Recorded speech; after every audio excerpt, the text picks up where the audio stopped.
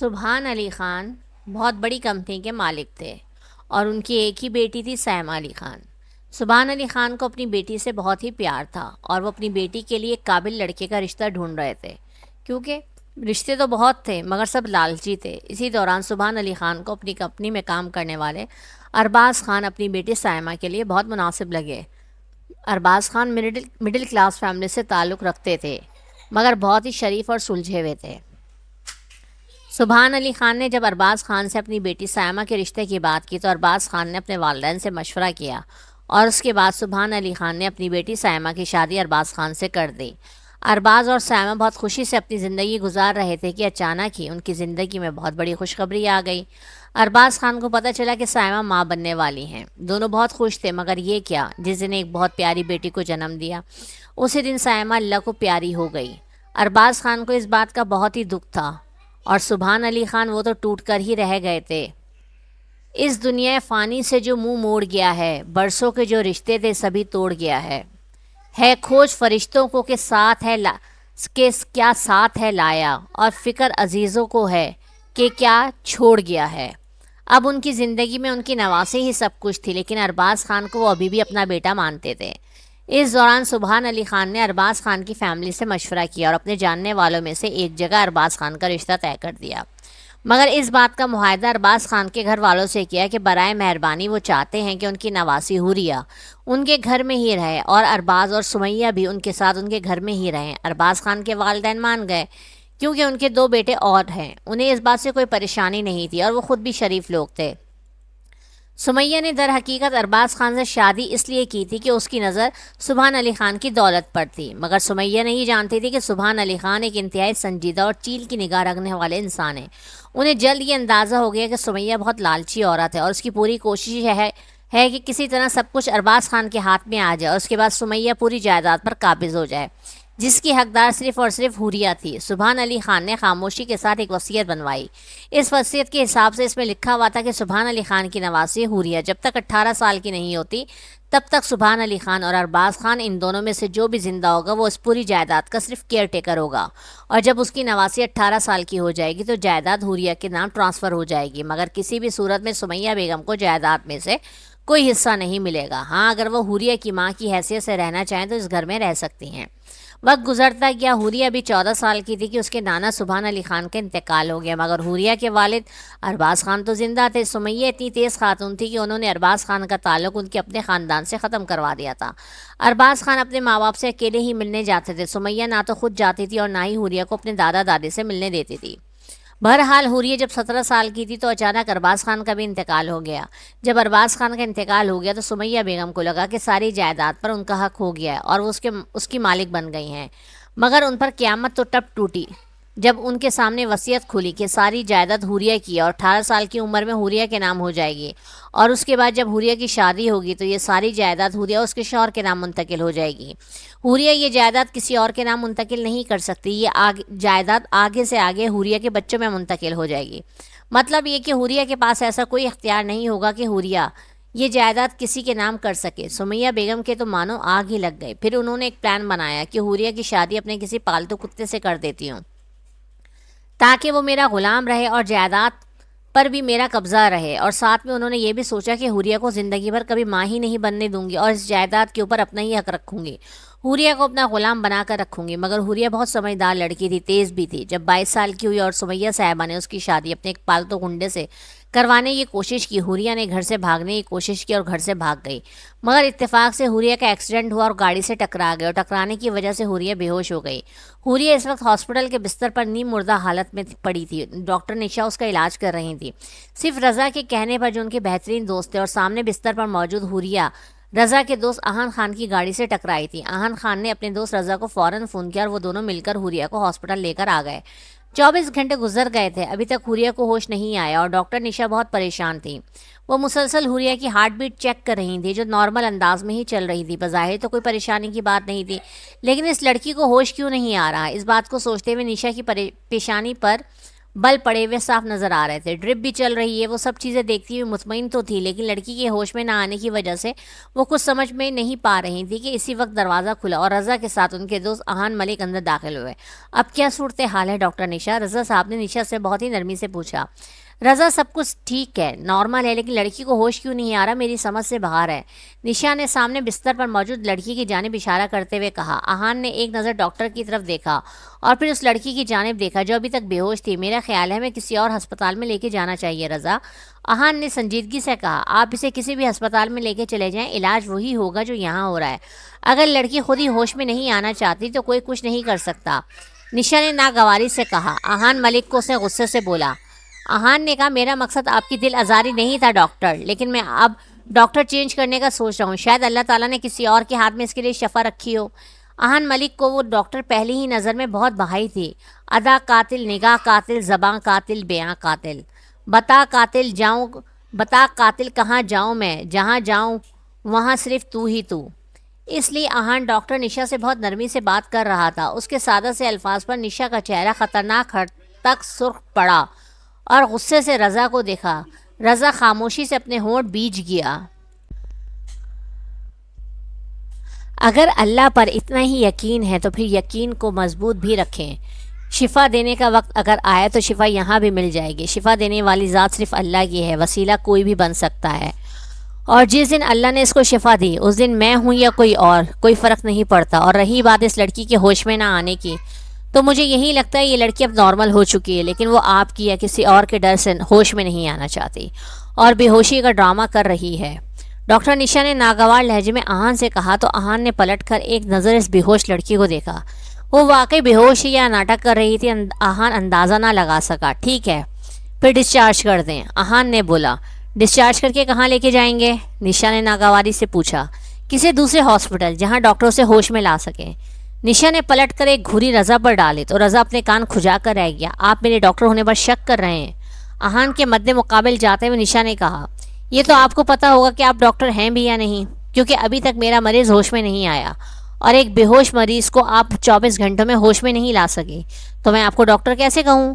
اور مجھے تو لگتا ہے آپ انسانوں کی نہیں جانوروں کی ڈاکٹر ہیں۔ نشا کے لب و لہجے اور انداز پر اب احان ملک بھی اپنی اصلی ٹون میں واپس آ گیا تھا اور ماتھے پہ بل ڈال کر اسے گھورتے ہوئے بولا۔ یہ نیکی کا زمانہ ہی نہیں ہے، ایک تو نیکی کرو اوپر سے باتیں سنو۔ اگر اتنا ہی پرابلم ہے تو لے جائیں اسے آپ یہاں سے، جہاں چاہے اس کو ایڈمٹ کرا لیں، جب سب ڈاکٹرز بھی ایک حد تک کوشش کریں گے۔ اس لڑکی کے اندر ول پاور ہی نہیں ہے کہ وہ ہوش میں ہے۔ اور مسٹر رضا، آئندہ میرے ہاسپٹل میں اس طرح کے لوگوں کو لانے سے گریز کیجیے گا۔ ڈاکٹر نشا نے لگے ہاتھوں رضا کو بھی دھو ڈالا۔ ایسے لوگوں سے کیا مراد ہے آپ کی؟ احان ملک کا دماغ تو گھوم کے رہ گیا۔ ایسے لوگ مطلب آپ جیسے لوگ؟ ڈاکٹر نشا نے اس کی طرف سر سے پاؤں تک اشارہ کیا۔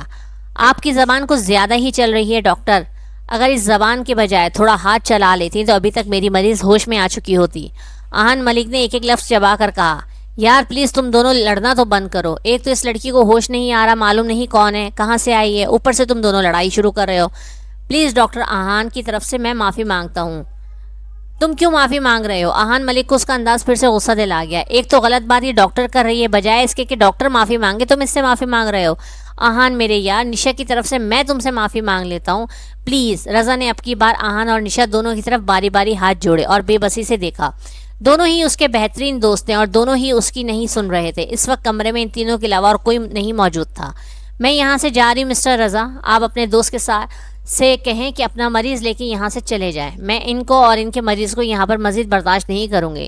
نشا نے بہت ہی غصے میں کہا۔ میں بھی اپنے شوق سے نہیں آیا، آپ ڈاکٹر ہیں نا تو ڈاکٹر بن کر ہی رہیں، پتہ نہیں کس نے آپ جیسے لڑاکا لڑکی کو ڈاکٹر بنا دیا۔ احان ملک کی بات پر نشا نے غصے سے اپنی مٹھیاں بھینچی اور وہاں سے چلی گئی۔ یار تو نے تو میری دوست کی انسلٹ کر دی، اس نے اپنی طرف سے ہر ممکن کوشش کی، اب یہ لڑکی ہوش میں نہیں آ رہی تو اس میں نشا کی کیا غلطی ہے؟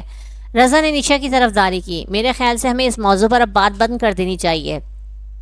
اس لڑکی کو اب میں دوسرے ہاسپٹل لے کے جا رہا ہوں جہاں اس کا علاج ایک اچھا ڈاکٹر کرے گا، احان نے کہتے ہوئے باہر کی جانب قدم بڑھایا۔ وہ ریسیپشن پر بل کلیئر کرنے کے ارادے سے باہر نکلا، جبکہ رضا وہیں سر پکڑ کر رہ گیا اور اس لڑکی کی جانب دیکھا جو چہرے سے تو بہت معصوم لگ رہی تھی، لیکن اس لڑکی کی وجہ سے رضا کے دونوں بہترین دوست احان اور نشا ایک دوسرے سے لڑ پڑے تھے، اور وہ دونوں ہی ایسے دوست تھے رضا کے جن کو رضا کبھی کھونا نہیں چاہتا تھا۔ وہ دونوں رضا کی فیملی تھے، لیکن اس لڑکی کی وجہ سے ایک دوسرے کے دشمن بن گئے تھے، صرف اس سامنے پڑے بے ہوش وجود کی وجہ سے۔ نشا ریسیپشن پر کھڑی تھی اور فون پر اپنی بیٹی سے بات کر رہی تھی، اور بات کرتے ہوئے نشا کے چہرے پر بہت ہی خوبصورت مسکراہٹ تھی کہ تبھی ریسیپشن پر آہان آیا اور بل کلیئر کرنے لگا۔ نشا نے ایک گھورتی ہوئی نگاہ آہن پر ڈالی اور رخ پھیر لیا۔ ہاں میری جان، میں جلدی گھر آ جاؤں گی، آپ فکر نہیں کرو میری جان، مما کا موبائل بھی ٹھیک ہو جائے گا، آ جائے گا، اوکے؟ پھر ہم گھومنے کے لیے چلیں گے، جہاں میری بیٹی کہے گی ہم وہیں جائیں گے، ٹھیک ہے؟ ڈاکٹر نشا بہت محبت سے بات کر رہی تھی۔ آہن کو حیرت ہوئی کہ یہ لڑکی کسی سے پیار سے بھی بات کر سکتی ہے، لیکن شاید دوسری طرف اس کی من پسند ہستی تھی، اس لیے وہ اس سے ہنس کر بات کر رہی تھی اور چہرے پر بہت ہی نرمی تھی۔ آہن نے سر جھٹکا اور کاغذات پر سائن کرنے لگا کہ اسی وقت ہاسپٹل میں فائرنگ کی آواز آئی۔ سبھی افراد افراتفری میں ادھر سے ادھر بھاگے۔ ڈاکٹر نشا کے ہاتھ سے فون چھوٹ گیا۔ وہ 3 سے 4 لوگ تھے نقاب پوش، جو ہوائی فائرنگ کرتے ہوئے ہاسپٹل کے اندر داخل ہوئے۔ سب لوگ نیچے بیٹھ جائیں، کوئی بھی شخص کھڑا ہوا نظر نہ آئے، سب نیچے بیٹھ جائیں۔ ان میں سے ایک نقاب پوش سب کی طرف بندوق تانے چلا آیا۔ آہان نے ایک نظر نشا کو دیکھا، جو سامنے کھڑی نقاب پوش کو بس دیکھے جا رہی تھی، کیونکہ نشا کی سمجھ میں کچھ نہیں آ رہا تھا۔ اس سے پہلے کہ نقاب پوش نشا کے خلاف کوئی کارروائی کرتا، آہان ملک نے فٹافٹ نشا کا ہاتھ پکڑا اور اسے نیچے بٹھایا۔ نشا فوراً ہوش میں آئی اور اسے سخت نظروں سے گھورا۔ آہان نے کہا اپنی یہ موٹی موٹی آنکھیں چھوٹی کر لیں، ورنہ پھٹ کر باہر آ جائیں گی۔ آہان نے اس پر طنز کیا، اپنی چونچ بند رکھیں، آپ تو بہتر ہوگا آپ کے لیے۔ وہ بھی جواباً دھیمے لہجے میں اسی کے انداز میں بولی، ہم یہاں کسی کو نقصان پہنچانے نہیں آئے ہیں، ہمیں ایک لڑکی کی تلاش ہے اور یہ رہی اس کی تصویر، جیسے ہی ہمیں ملے گی بنا کسی کو نقصان پہنچائے ہم یہاں سے چلے جائیں گے، کیونکہ ہمیں پکا پتہ ہے وہ لڑکی یہیں ہے۔ وہی نقاب پوش سب کو دیکھتا بولے جا رہا تھا، ساتھ میں وہ اس لڑکی کی تصویر بھی سب کو دکھا رہا تھا۔ ارے یہ تو وہی لڑکی، نشا کچھ کہنے لگی کہ آہان نے پیچھے کھینچ کر اس کے منہ پر ہاتھ رکھا۔ 3 نقاب پوش باقی ایریا میں تھے، جبکہ سامنے ایک کھڑا سب کو تصویر دکھا رہا تھا۔ اس کی ان کی جانب پیٹھ تھی، اس لیے وہ ان کی کسی حرکت کو نہ دیکھ سکا۔ خاموش رہیں، مجھے لگتا ہے کہ اس لڑکی کو مارنے آئے ہیں اور آپ ان کو یہ بتانا چاہتی ہیں کہ وہ کس وارڈ میں ہے، تاکہ وہ جا کے سیدھا اس کو مار ڈالیں۔ آپ کے اندر انسانیت ہے یا نہیں؟ آپ کو ڈاکٹر کس نے بنایا؟ آہن نے غصے سے کہا، اگر 5 منٹ کے اندر کسی نے مجھے نہیں بتایا کہ لڑکی کہاں ہے تو میں یہاں موجود سب لوگوں کی جان لینے میں 1 منٹ کی بھی دیری نہیں لگاؤں گا۔ اب نقاب پوش کی آواز ابھری۔ نشا نے سوالیہ نظروں سے ان کو دیکھا، جیسے کہہ رہی ہو سن لیں کیا کہہ رہا ہے وہ، اب ایک کی جان بچانے کی خاطر میں سب کی جان کو داؤ پر کیسے لگا سکتی ہوں؟ بہرحال آہان نے ڈاکٹر نشا سے کہا، تھوڑا ویٹ کریں، ہو سکتا ہے یہ خبر اندر وارڈ تک پہنچ گئی ہو اور رضا اس لڑکی کو لے کر یہاں سے نکل جائے کسی طرح۔ انسانیت کا تقاضا یہی ہے کہ سب کی جان بچ جائے، کسی کی بھی جان ضائع نہ ہو۔ آہان نے سنجیدگی سے نشا کو سمجھایا تو نشا خاموش ہو گئی۔ اچانک نقاب پوش کی نظر نشا کی جانب اٹھی ہی تھی کہ نشا کا دل ایک دم زور سے دھڑکا۔ وہ نقاب پوش اس کی طرف دیکھتا ہوا اس کے قریب آ رہا تھا۔ آہن ملک بھی اس کی چال سے سمجھ گیا کہ وہ نشا کے قریب آنا چاہتا ہے۔ ایک دم سے آہن نے نشا کو کلائی سے تھاما اور اسے اپنے پیچھے کیا اور اس کے سامنے چٹان بن کے کھڑا ہو گیا۔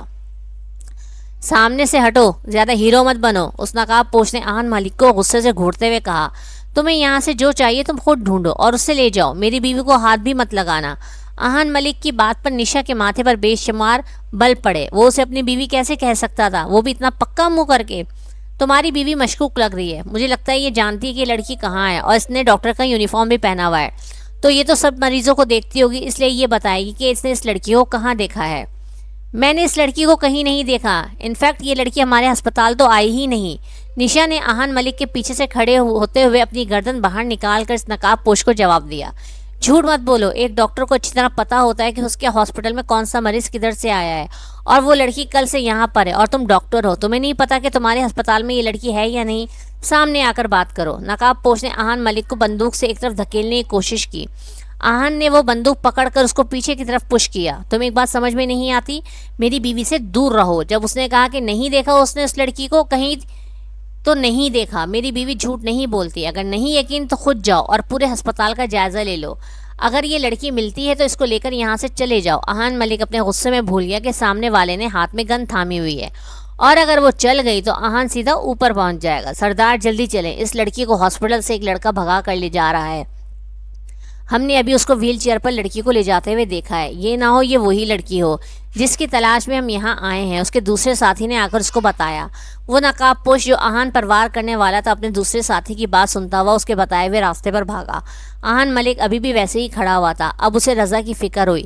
آہن ملک، میں آپ کی بیوی نہیں ہوں، سمجھے آپ؟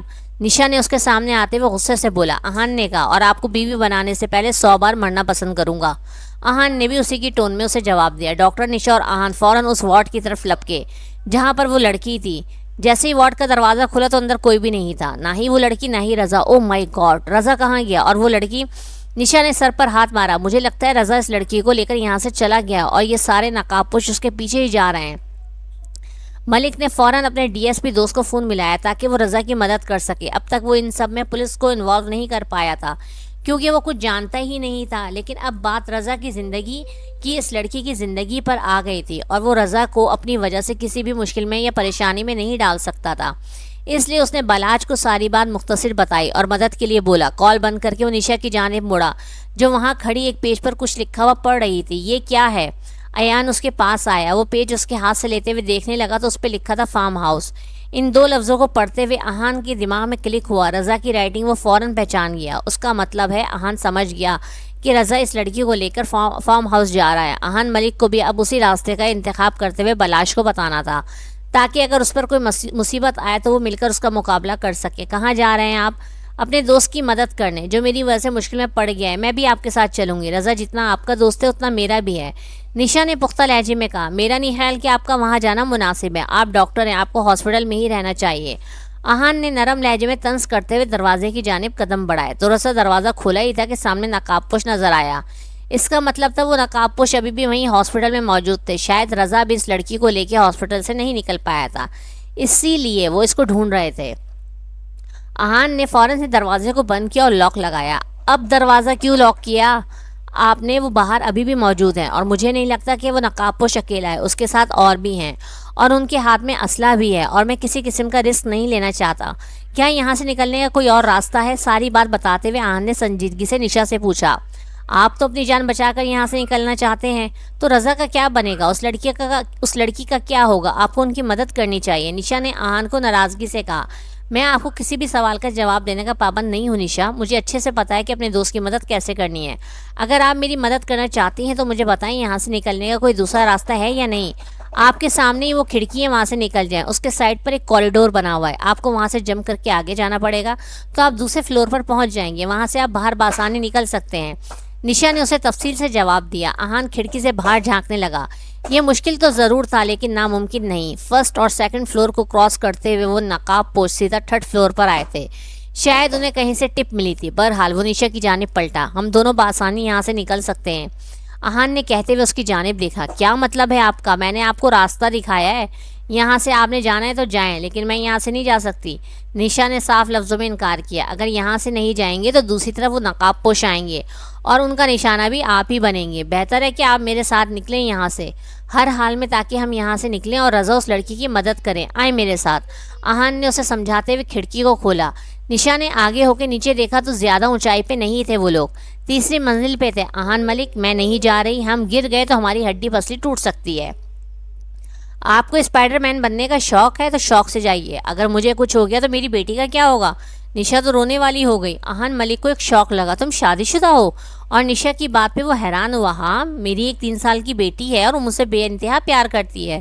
اس کے بابا اس دنیا میں نہیں ہیں اور اگر میں بھی اس سے چھین لی گئی تو وہ بچی اس دنیا میں اکیلی رہ جائے گی، اور اپنی حفاظت میں اپنے لیے نہیں اپنی بیٹی کے لیے کرتی ہوں۔ آپ کو جانا ہے تو آپ جائیں، لیکن پلیز مجھے مجبور مت کریں۔ نشا نے صاف لفظوں میں اسے منع کرتے ہوئے اپنے قدم واپس موڑے کہ آہن نے اس کی کمر میں ہاتھ ڈالا، اسے اپنی طرف کھینچا اور کھڑکی سے باہر گیلری میں جمپ لگائی۔ ایک پل کو نشا کا سانس ہی رک گیا۔ یہ اتنی جلدی میں آہن نے کیا کہ نشا کو سمجھ ہی نہیں پائی۔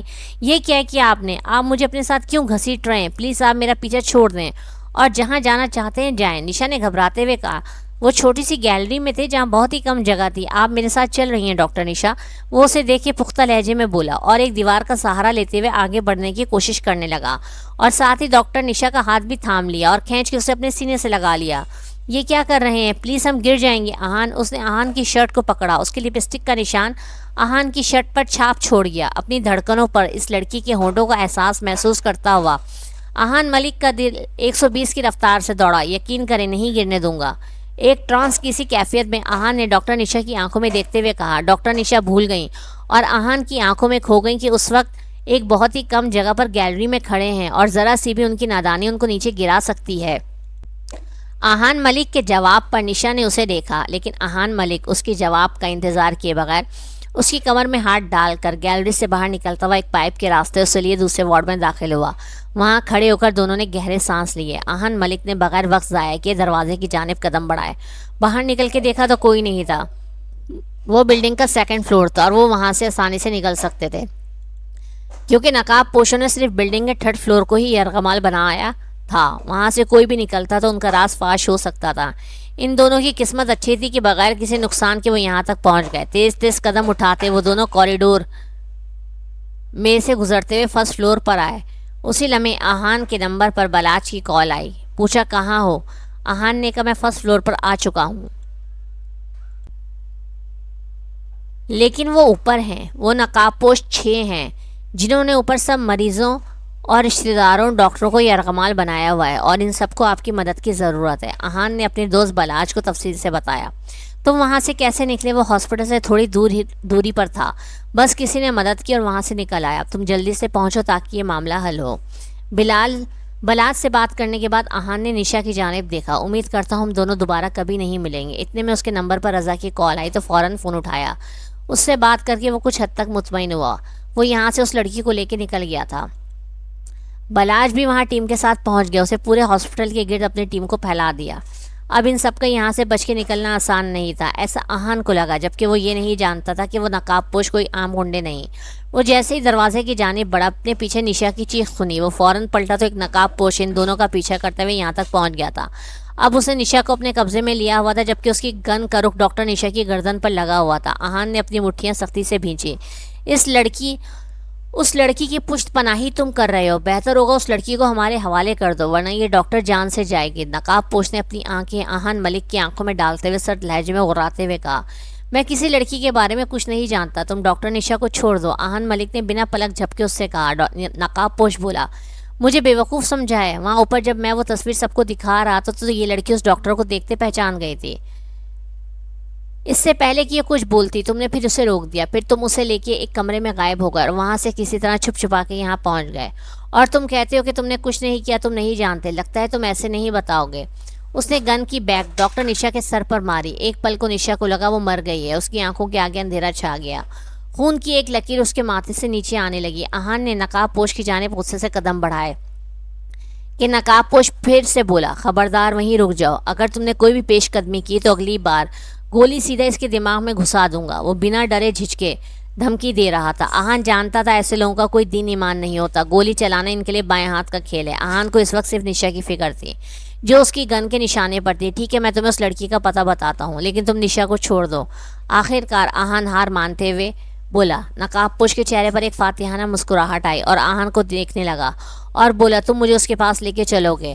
وہ لڑکی تم میرے حوالے کرو گے اور اس ڈاکٹر کو میں تمہارے حوالے کر دوں گا، اور خبردار جو تم نے پولیس کی مدد لی یا ان کو بتانے کی بھی کوشش کی، میں خود تو مروں گا لیکن اس لڑکی کو بھی پھر ساتھ لیتے ہوئے مروں گا، نقاب پوش نے قطعی انداز میں کہا۔ آہان اس کی بات پر حامی بھرتا اسے ہاسپٹل سے لے کر اپنی گاڑی کی جانب آیا۔ نقاب پوش نے گن کو پینٹ میں ڈالا اور چاقو کو نشا کی کمر پر رکھا اور آہان کی گاڑی میں وہ پیچھے نشا کو لے جا کے بیٹھ گیا۔ نشا کی حالت ٹھیک نہیں تھی، وہ بہت مشکل سے اپنے قدموں پر چلتی ہوئی وہاں تک آئی تھی۔ اچانک آہان کی نظر اپنے دوست بلاش پر پڑی، وہ اس کی طرف آیا۔ آہان فوراً گاڑی سے نکلا۔ بلاش نے کہا، آپریشن کامیاب ہو گیا، ہم نے 6 میں سے 5 پکڑ لیے، لیکن شاید ان کا ایک ساتھی فرار ہونے میں کامیاب ہو گیا ہے، مگر وہ اتنی آسانی سے یہاں سے نہیں نکل سکتا۔ پورے ہاسپٹل کو میری ٹیم نے اپنے قبضے میں لے لیا ہے، زندہ یا مردہ وہ پکڑا جائے گا، ڈی ایس پی بلاش نے یقین سے لہجے میں کہا۔ Thank you so much D S P بلاش، دوست ہو تو تم جیسا۔